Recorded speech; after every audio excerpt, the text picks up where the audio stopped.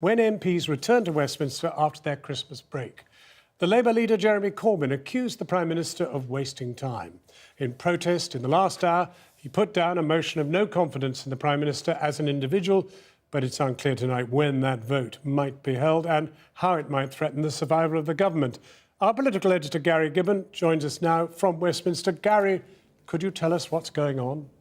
The vote of no confidence in the Prime Minister that Jeremy Corbyn has gone for is not the sort of full constitutional bazooka that you can use. A vote of no confidence in the government, that's written into law. There's very clear wording you can use if you want to press that button, and it allows you a vote which the government must make sure there is time for, usually the very next day, so it could have been a very exciting moment, and it can bring down a government. Jeremy Corbyn has not pressed that button. People around him say it's because he only wants to press it when he thinks he can win, and so he obviously doesn't think the numbers are there for him at the moment. But he wants to look like he's keeping up the pressure on the government and not just sitting around. Labour MPs, some of them, those who are pro a second referendum, think the reason he hasn't pressed the big bazooka button is because he's terrified if he were to do that and were to lose that vote, the option of a general election would have gone off the table, and he would then have to focus on what the Labour Party conference said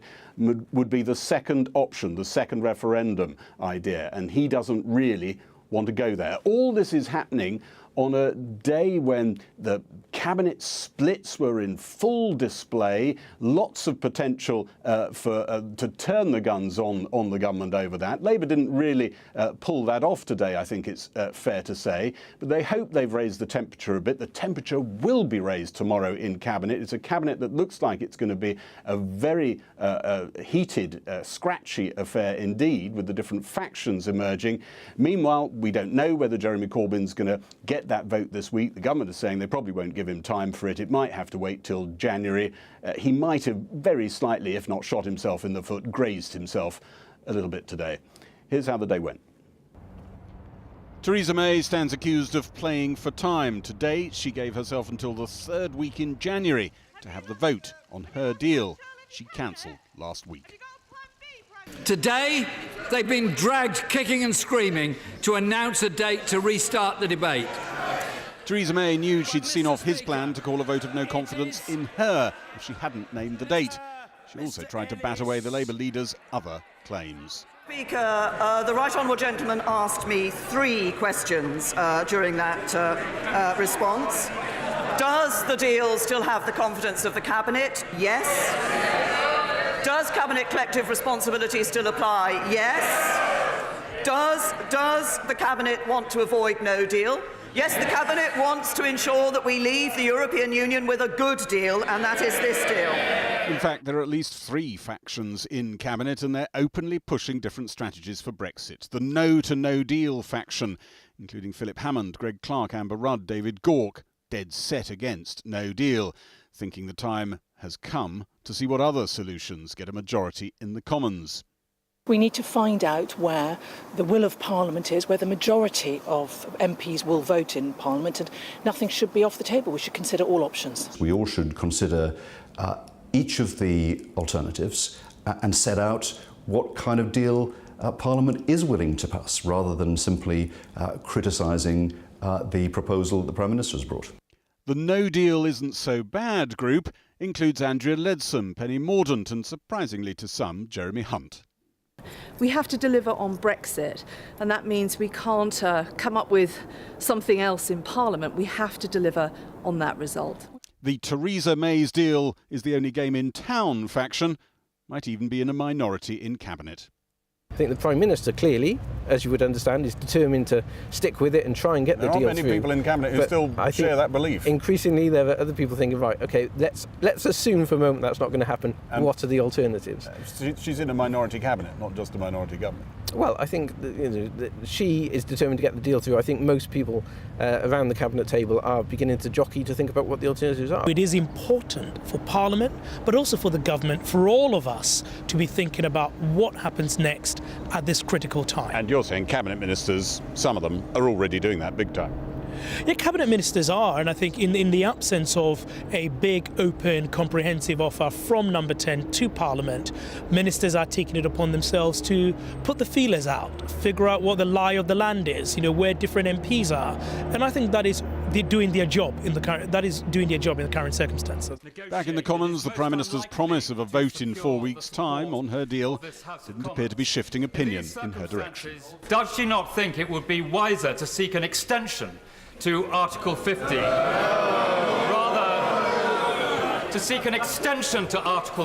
Rather than to leave with no deal? Please do think again in holding this vote, in holding a series of standalone resolutions which mean that we can take a view and move on.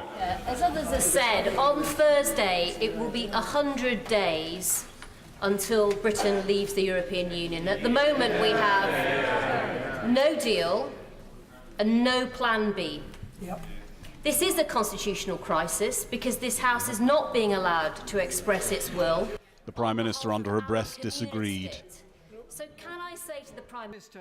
At the end of the session, Jeremy Corbyn stood up again. He'd decided, after all, he wanted to table a motion of no confidence in the Prime Minister, a plan that had been briefed out, dropped, and was now revived in the space of a couple of hours.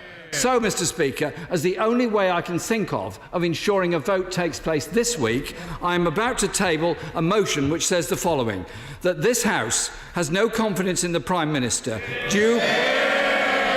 due to her failure to allow the House of Commons to have a meaningful vote straight away on the withdrawal agreement and framework for future relationships between the UK and the European Union. And that will be tabled immediately, Mr. Speaker. Thank you.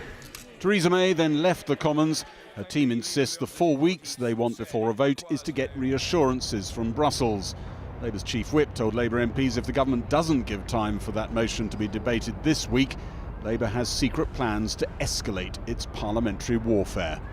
Ambush is one of the main weapons in such guerrilla attacks, but today the Labour leadership slightly ambushed itself. Gary Gibbon. Well, now we're joined for Labour by the Shadow International Trade Secretary Barry Gardiner. Barry Gardiner, at the sort of very 11th hour, Mr Corbyn has called this motion of no confidence in the Prime Minister. Where's that going to get you? Well, look, the Prime Minister last week, as you know, called off the vote, which was supposed to be tabled on Tuesday of last week.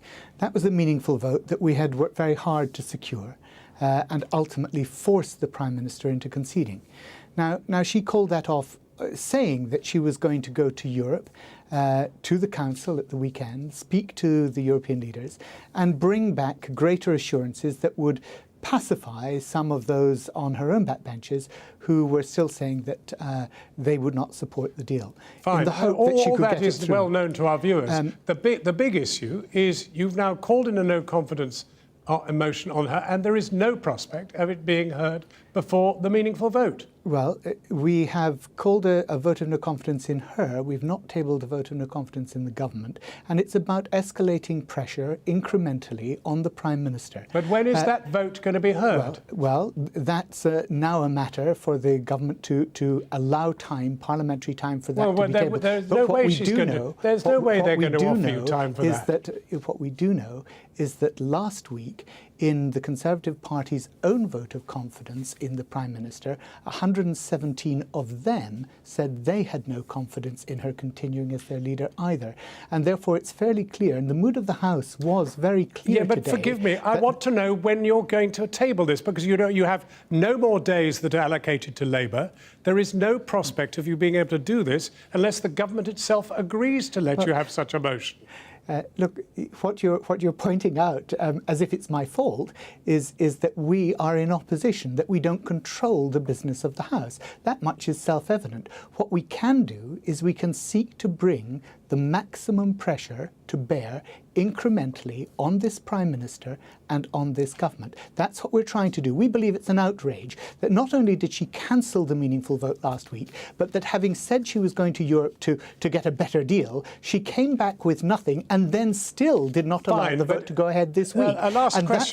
That's why we put this pressure on her today. We then secured a date, but the date is so far in the future as basically to hold Parliament Parliament and the country to ransom by saying it will be so far down the line, and of course in the meantime, business is losing money, business is greater uncertainty. Mr. Gardner, I've got one last question to ask you. One last question.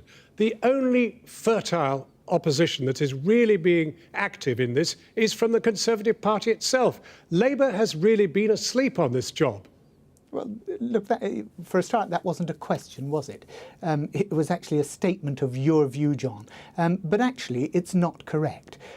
Because we are the people in the Labour Party who have consistently ensured that the government, against its wishes, had to bring things to the House of Commons, whether it was the triggering of Article 50 by a vote in the Commons in the first place, whether it was the impact assessments, whether it was the financial statements, whether it was the legal advice, all of these, and finally the meaningful vote, all of these were things that we insisted upon against the government, and finally they conceded. Today, what we did do is we secured a date, albeit not the date soon enough, far too far in the future, that the Prime Minister has said will be the date when she brings back a meaningful vote to Parliament. Thank you very much. Her behaviour has been disgraceful, and we will continue to hold her to account. Thank you very much, Barry Gardner. Well, now we're joined by the Conservative MP, Justine Greening, who is in favour of a people's vote. But you declared in the House of Commons today that we are in the midst of a constitutional crisis.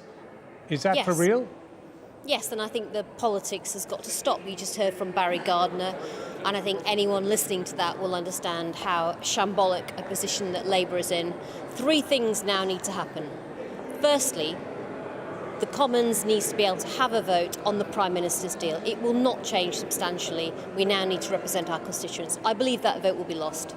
Secondly... Well, just one moment. Let's clarify that one, because she's promised a vote on the 14th of January. That's not good enough for you. No, it will waste a month that Britain does not have. On Thursday, it's 100 days before we leave the European Union with no deal. The second thing that needs to happen is after that vote is voted down, we then need to, as a Parliament, explore the other options. Of course, one of those is the second referendum. I accept that there are other options that parliamentarians are putting on the table. They should all be debated. Thirdly, if Parliament cannot find a route through on the other substantive options on Brexit, whether it's a Norway-style relationship or whether it's a Canada-style relationship, then it de facto means that we have to go back to the people. That's where I've always felt we will end up. I think Parliament is in gridlock. But we have to now face reality, and what Britain needs is its leaders and Parliament to step up to the plate and start taking decisions. We have been going round in circles now for 2.5 years. That has to stop. The clock is ticking on Brexit. I'm afraid that MPs and leaders, whether on the Conservative or the Labour side, now need to start working together to find a route through. Justine Greening, we are 100 days away from the 29th of March. There appears tonight to be no prospect of achieving anything that is radically different from either a no-deal crash-out or the Prime Minister's deal. It's going to be one or the other. She's not going to improve on the deal, as you have said. So where are we? Of course, neither of those are acceptable to the British public. Around 15% of people are in support of the Prime Minister's deal. Overwhelmingly, people and businesses, of course, do not want a no deal. That is why I believe the only route through this is eventually to have to go back to people, because Parliament can't find its consensus. So and what do you say to your constituents who are going to bang on your door and say, I've voted already, I do not want my vote questioned, I voted the way I wanted to, and that's the end of it. Don't ask me again. Well, of course, I regret that Parliament hasn't been able to work a way through Brexit. The problem has been that the plan the Prime Minister's brought forward on leaving the European Union is not what those people who voted for leaving the European Union wanted, and therefore Parliament has begun debating that. But the point is, we have to find a direction. There are a whole load of other issues facing our country which now need urgent attention, whether it's social mobility, whether it's housing, anything else. All of this is on hold until we get through finding a route forward on Brexit. That is now imperative, and the clock is ticking down, and Parliament and ministers need to take some decisions. We shall be dealing with some of those issues that she raised just now about what is not being done. And joining me now from Westminster is Education Minister Nadhim Zahawi. Mr. Zahawi, where do you think we are tonight? Well, I think the Prime Minister was clear today that she will bring back the meaningful vote as soon as Parliament returns on the 7th of January, and that negotiations continue on the one part of her agreement on the withdrawal, which clearly caused colleagues concern, which is this backstop issue. And with whom will those negotiations continue? Because the people in Europe, the other 27, have said no further negotiations, none, and repeated it when she went there last week. Well, she's made it very clear to them that the issue of the backstop has to be dealt with. They have, in their communiqué, taken some strides forward, not enough, as she quite rightly pointed out. And what she's saying, she is the Prime Minister of our country, is that she's continuing to talk to the European leaders and, of course, will bring back the agreement. And I think the bulk of the withdrawal agreement, we'll bring back we can the all agreement. agree What on. makes you so sure that they are going to change their mind on the backstop? There is no prospect of that at all. There's no indication from anybody publicly. There are 27 of them and one of her. Well, let's wait and see what returns. I think it would be wrong to undermine those discussions. I think it's right to wait and see what is that final legal reassurance that we seek on the backstop, so that it can be, temporary. They've said some good things about it, that it is temporary, that this would not be their preferred option, but the Prime Minister is pushing a little harder on this, and I think it's only right that we all back her on this to get the best withdrawal agreement possible.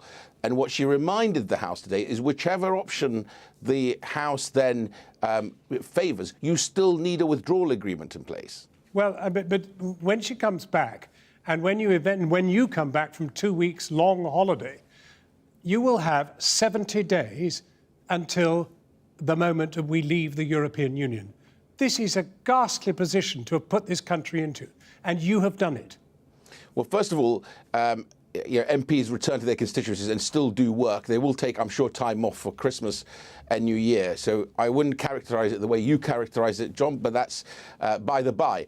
But you're not in Parliament to collectively make decisions on the country's future and Europe. But the 70 days. But 70 the government days. The government continues to work hard during that period to make sure that the withdrawal agreement that comes back does reassure colleagues. And I think you'll find that the bulk of colleagues, without the backstop, can actually agree. There is a majority in the House for the withdrawal agreement if we can get reassurance on the backstop. You had some senior sort of leaders of the Brexit part of Parliament saying, actually, it's the backstop that's the problem. They need it sorting. And if that can be sorted, we can agree on this deal. We can come together and agree on this.